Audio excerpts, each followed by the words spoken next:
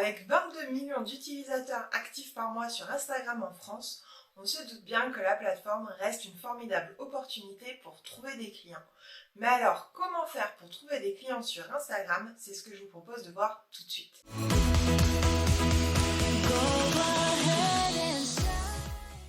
Avant de commencer avec les hacks et les tips pour trouver des clients sur Instagram, je tiens à éclaircir un point très important tout de suite. Il y a une grosse différence entre des abonnés Instagram et vouloir trouver des clients sur Instagram. Vouloir beaucoup d'abonnés, ce n'est pas signe d'avoir un chiffre d'affaires qui grandit, ce n'est pas forcément des clients que vous allez attirer. Et donc, quelque part, ça peut poser problème parce que si vous avez 10 000 abonnés sur Instagram, mais que vous ne faites qu'une ou deux ventes tous les 6 mois grâce à ce canal de communication, c'est qu'il y a quelque chose qui coince quelque part, c'est que les abonnés que vous avez ne sont pas des clients potentiels. C'est là pour faire joli, c'est décoratif, c'est ce qu'on appelle des vanity metrics, mais en soi, ça n'apporte rien à votre business. Donc, je comprends que vous ayez toujours envie d'avoir plus d'abonnés sur Instagram. C'est vrai que c'est le signe que votre compte plaît et attire de nouvelles personnes de manière régulière. Mais il ne faut pas oublier que ce qui compte, c'est la qualité des abonnés que vous attirez et que beaucoup d'abonnés, ce n'est pas un signe de chiffre d'affaires qui augmente de manière exponentielle. Gardez bien ça en tête parce que le but, ce n'est pas forcément d'avoir plus d'abonnés, mais d'avoir les bons abonnés. C'est comme ça que vous trouverez des clients sur Instagram. Maintenant que ce petit point un peu préalable est fait, on va pouvoir rentrer dans les conseils pour trouver des clients sur Instagram. Tout d'abord, la clé, le point numéro 1, la priorité, si on ne devait n'en citer qu'une, c'est de créer du contenu de qualité. Je sais qu'on voit ce conseil apparaître partout et que ça reste souvent un concept flou, donc je vais essayer de l'éclaircir pour vous, mais vraiment, concentrez-vous sur la qualité du contenu que vous faites. Un bon contenu sur Instagram, c'est plusieurs choses. Tout d'abord, c'est un contenu qui traite d'un sujet, d'une thématique qui intéresse votre audience, c'est-à-dire votre client idéal, votre cible. C'est pour ça qu'avoir travaillé en amont son client idéal est si important, parce que l'idée, ce n'est pas d'aller leur parler de choses qui ne les intéressent pas, ou du moins qui ne les intéressent pas suffisamment pour retenir leur attention au milieu de tous les contenus auxquels ils sont exposés en fait sur la plateforme. Donc si vous voulez pouvoir capter leur attention, il faut vraiment que le sujet dont vous allez parler, ou du moins que l'angle sous lequel vous allez l'aborder, soit suffisamment intéressant pour eux. Ensuite, un contenu de qualité, c'est un contenu qui est généralement soit pédagogique, soit divertissant. C'est pour ça que c'est bien d'alterner entre les deux. Vous pouvez faire 3 contenus, par exemple, très pédagogiques, avec des conseils, des choses très concrètes à mettre en action, des exemples, etc. Et un post un peu plus divertissant, peut-être, où vous allez parler de qui vous êtes, de votre parcours, de la marque, de parler de vos valeurs, faire quelque chose avec un gif, une petite vidéo, une petite phrase rigolote. Voilà, vous allez pouvoir un peu tourner les choses de manière un peu plus peut-être vivante, et il est tout à fait possible d'ailleurs de faire du contenu pédagogique et divertissant. Surtout si vous avez un branding autour de l'humour, c'est toujours sympa de faire passer des messages en apprenant quelque chose de manière plutôt ludique. Ensuite, il va donc falloir apporter quelque chose à votre audience. Qu'est-ce que ça va changer de lire ou pas votre post Instagram, de regarder ou pas votre vidéo Instagram? On ne vous demande pas de changer le monde, mais on vous demande d'avoir un message, de poser une intention. Qu'est-ce que vous avez envie de faire naître chez la personne quand elle va découvrir votre post? Ça peut être juste un sourire, un sentiment de bien-être, un sentiment d'être compris, l'envie de passer à l'action, ça peut être plein de choses, mais l'important c'est d'avoir cette intention, d'apporter quelque chose et de savoir très clairement le message qu'on veut faire passer. Ensuite, c'est de faire passer votre message à votre façon. N'essayez pas de copier ce que font les autres, que ce soit les autres créateurs de contenu ou les concurrents qui font approximativement la même chose que vous. Vraiment, faites les choses à votre sauce. C'est comme ça que vous arriverez à vous démarquer et c'est comme ça que vous attirez les bonnes personnes pour vous et pour votre business grâce à votre contenu sur Instagram. Ensuite, au-delà du contenu de qualité, on va parler maintenant de la quantité. Oui, il est important de publier régulièrement sur Instagram, mais régulièrement, ça ne veut pas dire de manière énorme, de manière massive. Je m'explique. Vous pouvez publier de manière très régulière en choisissant de poster 2 ou 3 posts par semaine, mais vraiment de vous tenir à ce rythme comme un rendez-vous avec vos abonnés sur le long terme, voire le très long terme. C'est-à-dire qu'on ne parle pas juste de faire 3 posts une semaine puis plus rien pendant 3 mois. Non, c'est si vous décidez que vous publiez 2 posts par semaine, vous vous y tenez sur 6 mois, voire 1 an, et peut-être qu'après, quand vous aurez pris l'habitude de créer du contenu, ça vous prendra moins de temps et vous pourrez augmenter.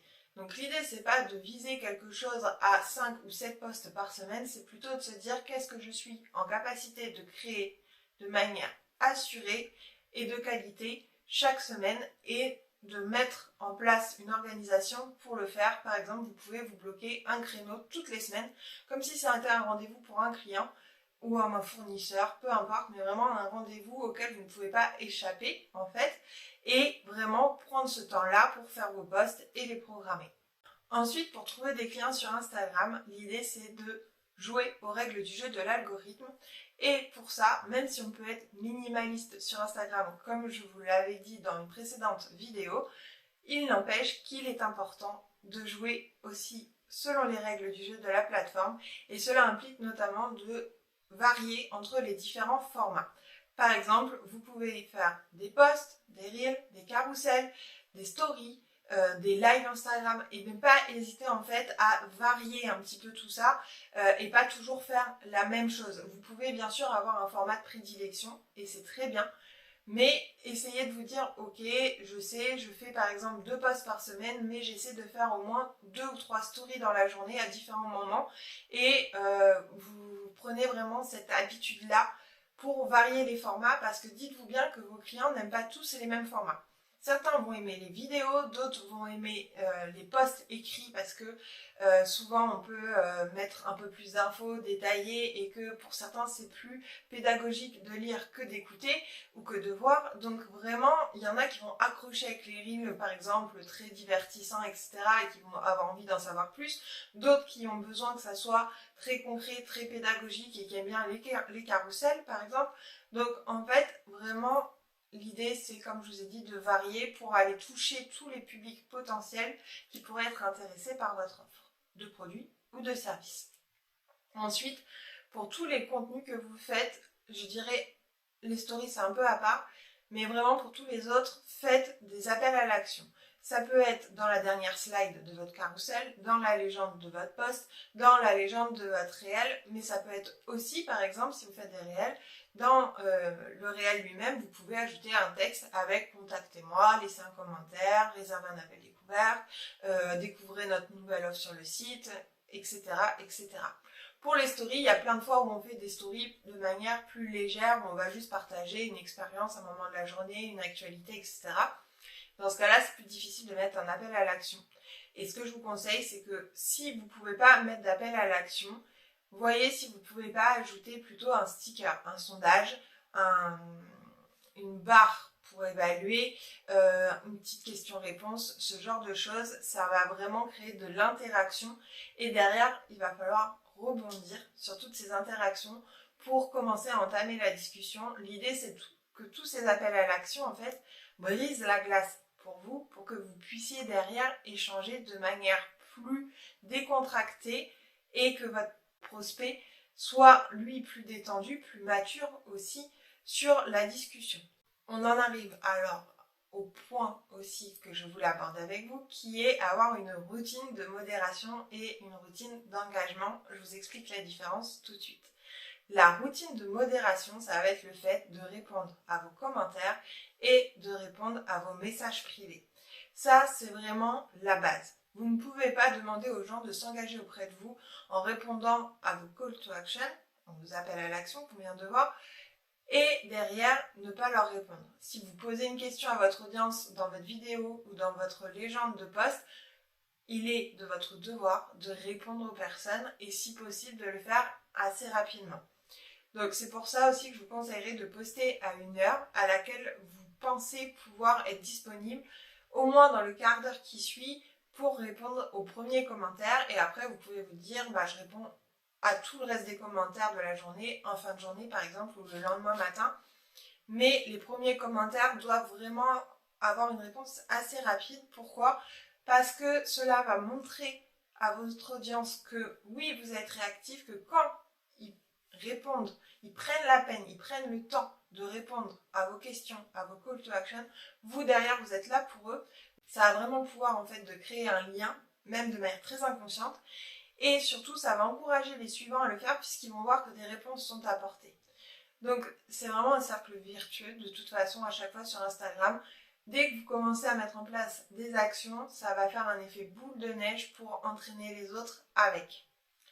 Ensuite, la routine d'engagement, elle est un petit peu différente puisque là, c'est vous qui allez un petit peu aller taper à la porte des comptes qui vous intéressent et qui pourraient être votre client idéal. Pour ça, vous pouvez aller voir par exemple les personnes qui commentent ou qui likent régulièrement vos posts et aller voir leur compte, liker, commenter de manière sincère, vraiment vous intéresser vraiment à ce qu'elles font.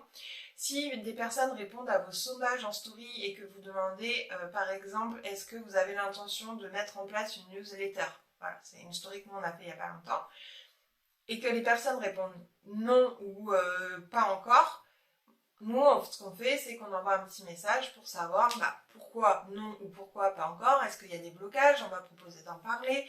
On va voir quel canal de communication ils utilisent déjà, etc. Le but, c'est pas de vendre directement, c'est pas aller de prospecter, c'est pas de mettre le pied dans la porte et de faire du forcing. C'est juste de dire, ok, vous avez répondu, nous, vos réponses, on en fait quelque chose. On vous répond et on commence à échanger. Là encore, ça brise la glace. Et la routine d'engagement, ça va être aussi d'aller liker quelques comptes de concurrents. Les hashtags que suivent vos prospects, vous allez aller voir les contenus qui se font dessus, liker, commenter. Voilà, vous allez être proactif et ne pas vous contenter de créer du contenu. Vous allez vraiment faire la démarche d'aller vers les autres pour trouver des clients sur Instagram, sauf que c'est une prospection beaucoup plus personnelle, individualisée, et que par exemple vous pouvez juste consacrer un quart d'heure par jour à faire ça, je sais pas, à votre pause café par exemple, vous le faites, et ça va vraiment faire la différence pour vous, tant en termes de clients qu'en termes de visibilité. Vous verrez, ça fait vraiment la différence. Enfin, pour trouver des clients sur Instagram, il ne faut pas oublier que la biographie est un élément important. Pourquoi? Quand quelqu'un découvre votre compte, il va souvent aller voir votre profil, découvrir votre bio et votre feed. Donc, une fois que vous avez créé du contenu de qualité, qui est à vos couleurs, etc., elle va vite voir votre univers. Il n'empêche que la bio, c'est la première partie de ce qu'on voit. Et qu'il y a peu de caractères pour la faire. Donc l'idée c'est d'être synthétique, d'être très clair sur ce que vous faites et pour qui vous le faites, et là encore d'insérer un appel à l'action. Qu'est-ce que vous voulez que la personne elle fasse? Est-ce que vous voulez qu'elle télécharge un freebie? Est-ce que vous voulez qu'elle vous appelle? Est-ce que vous voulez qu'elle vous laisse un vocal sur votre WhatsApp professionnel? Est-ce que vous voulez qu'elle rejoigne votre Telegram? Est-ce que vous voulez qu'elle achète vos produits parce que vous vendez directement des produits ou une formation sur votre site internet? Et vous allez mettre l'appel à l'action. Je sais que souvent on utilise des liens qui permettent de renvoyer vers plusieurs pages. On est les premiers à le faire. Mais il n'empêche que l'appel à l'action doit mener vers quelque chose de précis. Ça n'empêche pas qu'une fois qu'on ouvre, on ait plusieurs possibilités, mais vraiment encourager les personnes à faire la démarche prioritaire pour vous. Qu'est-ce qui vous semble le plus intéressant en vous mettant à sa place? Peut-être que c'est pas tout de suite d'acheter, peut-être que la première étape c'est de réserver un appel découverte ou de télécharger, je sais pas, un guide comparatif des produits pour identifier le meilleur pour soi. Vous l'aurez compris, trouver des clients sur Instagram, c'est avant tout créer du contenu de qualité de manière régulière en jouant les règles du jeu de la plateforme, mais c'est surtout rester vous-même.